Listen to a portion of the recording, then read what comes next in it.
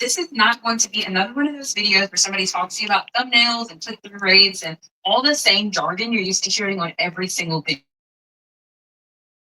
Truth about how big creators actually achieve success and the things that I learned from a $15,000 YouTube coaching program that I'm literally going to spill in this video for free. So if that's what you're ready for, to understand the secrets that are separating those who are literally blowing up on YouTube, like I am doing right now with 7,000 subscribers in literally 7 days, and being able to get to there to millions, then the principles that I share with you in this video are exactly what you have been missing. So the thumbs up button if you're super excited and ready for me to get into the details. The first of the 4 steps that I want to share with you today that are the unconventional things that people don't really talk about that happen behind the scenes is to understand who you're making a video for. And so if you want to grow on YouTube, even the videos that seem like they're the most random, but they do really well, it is specifically because they understand who they're making the video to.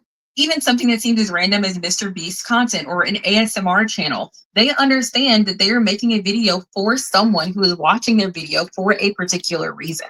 And so you have to go into thinking about how you're creating content, not as a creator or an artist, but you have to think of it as a servant, as a business owner, as somebody who is helping someone else solve their problem. And even if your video isn't how to do X, Y, and Z, even the person who's doing an ASMR channel is still helping the person who's watching it to solve their problem. Maybe they're listening to it to go to sleep. Maybe they're doing a mukbang because the person that they're eating with is lonely and they would like someone to eat with because they're normally by themselves. It doesn't matter what your niche is or who your customer or audience is. All that matters is that you understand them. You understand why they are there and why they would want to watch the video that you're putting up.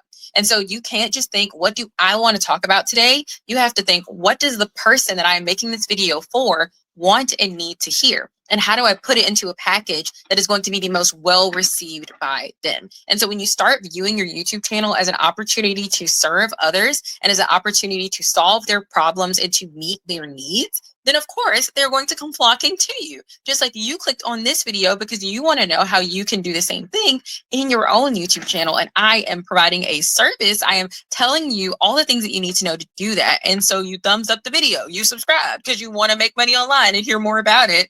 And that is the way that it goes with your channel too. So tap into that. And I promise you that when you start looking at it that way, it'll change everything. The second step, which is going to encompass all of that YouTube jargon that you hear into one, is simply understanding your market. Again, even if you're not necessarily selling a product, you are still in a market with your audience and you still have a group that your content is going to be classified under. And so I'm going to give you a little bit of homework, and I promise you, though, it's going to be the best homework of your life because it's going to change everything when you implement it for your YouTube channel. I want you to compile a list of the most successful YouTube channels in your niche, and not from 15 years ago. Make sure that they are still having content that is performing really well within the last 2 years. And then I want you to just start studying them. Look at their thumbnails, look at their titles, look at the videos and listen to their hooks and what they're doing at the beginning of the videos. Take note of their editing style or their backdrops, everything about the video, their audio quality. And again, you're going to find some variance here. You don't necessarily need to be comparing someone level 20 with your level 1, but the things that are common denominators, that's what I want you to take note of. And I'm going to give you an extra little cheat code here. And that is to actually start writing down the titles of their top performing videos of the last 2 years and compile a document. They're just going to copy that and you're going to put it in ChatGPT and ask ChatGPT to point out all the similarities between those titles. And then you can even ask it to create a title formula or create 5 or 6 title formulas for you based on what is working well. And this is why this is the best option for this above any other advice you're going to get about titles and thumbnails and stuff, is because it's going to be so different depending on who your niche is and who your target audience is. And so if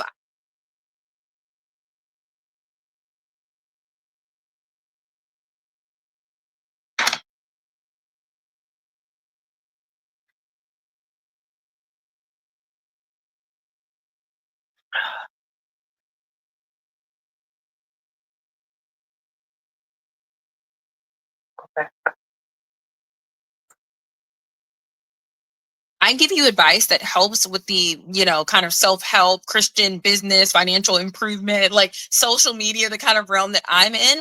That may not be true for the photography realm. Those things may not be true for the dog training realm or the interview realm. And so that's why you have to study the other people who are actually on you. And one of the biggest things to look at as well is not just things that you search up, but look at what's coming up with your recommended. Look at what videos are being recommended and that YouTube is actively pushing out, because that is the way that people are actually going viral, not by things that people can type in using something you may have heard of called SEO, search engine optimization, which is what a lot of people think that the gold is. But the gold on YouTube is having YouTube push out your videos itself.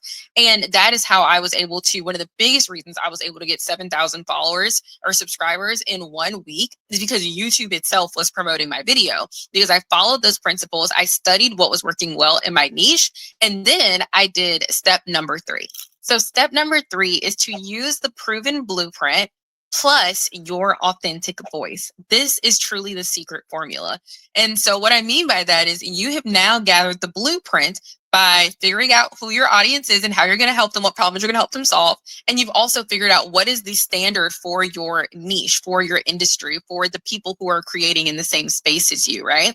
And now that you understand that, that should be your basis. But you shouldn't just be carbon copying titles or thumbnails or hooks. What you should be doing is understanding why they work, making sure you're infusing those same things into your videos, and then adding your own sparkle and sprinkle. And this is why I always tell my customers, there's no such thing as competition. There's only confirmation. And if you see that other people are doing the same thing, it just confirms that there is a market out there, that there are people who actually need help with that thing. And what you have to be confident in is that God only made one of you.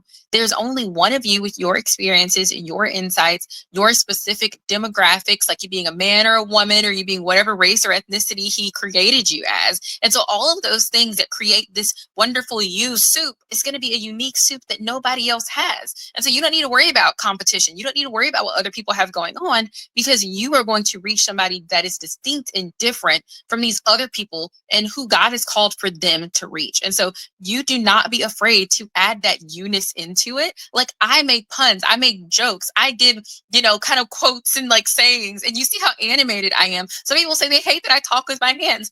That's me. Some people say they hate how I can get, or maybe my voice, or maybe my delivery, maybe I talk too fast. But all of those things are things that really resonate with some people who love the jokes that I make, who enjoy my personality on camera, who think that I'm really funny, or who love that I am very animated. And that's the thing. It's not about finding all the people or making everyone enjoy your content. It's about finding your people. And I'm telling you, the very parts of you that you are hiding are going to be the parts of you that somebody loves. They're going to be the parts of you that somebody says, I'm subscribing for that reason.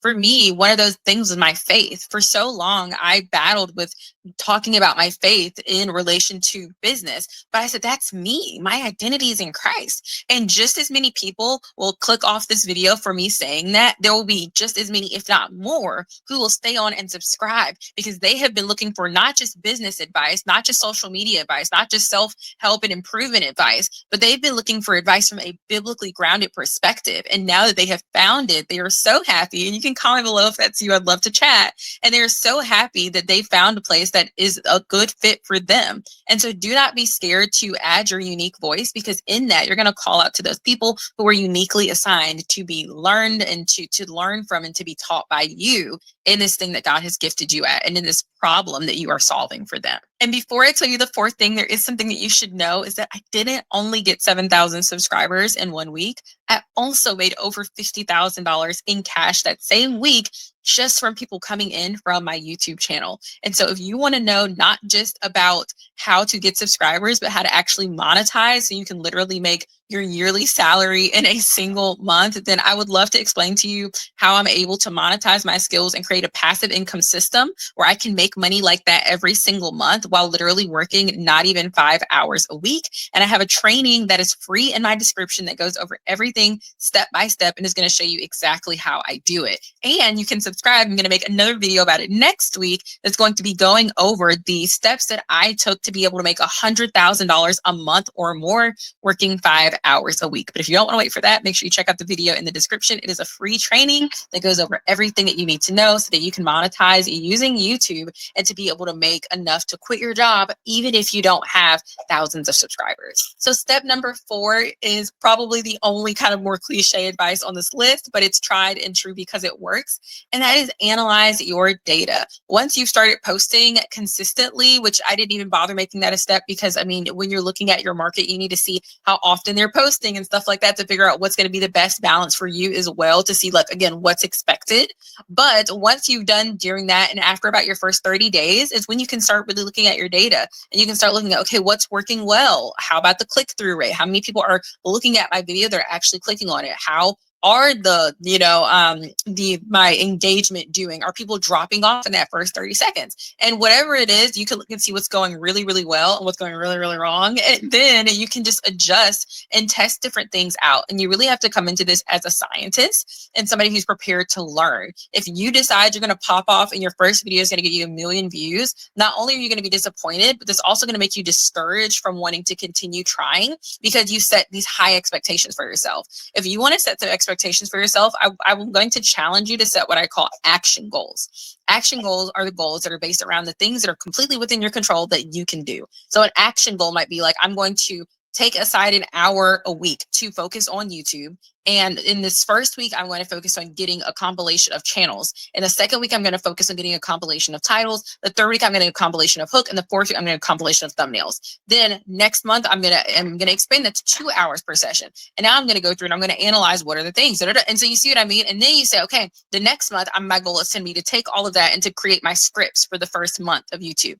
Boom. The next month, I'm going to now set that up and I'm going to upload 1 video a week consistently now for the next 12 months. And you can clap, celebrate, and thank the Lord every time you hit those milestones and goals for the actions that are within your control.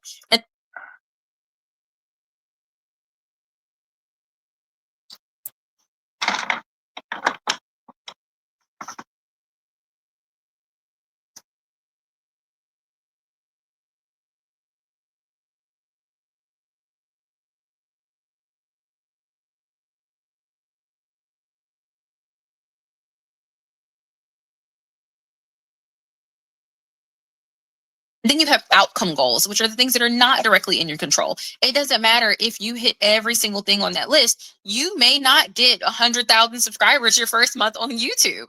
And that's okay. That's why we celebrate the action goals. And then if we don't get our outcome goals, we can go back and evaluate, okay, have we actually been uploading consistently? Did we actually do the homework, or did we kind of skip around it and put our own twist on it and say, oh, it really doesn't matter that much as long as it's kind of close enough, And we can be honest with ourselves and evaluate that. But if you're doing the action, then that is a reason enough to celebrate. And then you can look at the outcome to determine how to change your action. But your actions should be 90% of your focus and the outcome only 10, because again, there's just no point in focusing on things that we can't directly control, but we can control our actions. And so that's where we want to tap in. So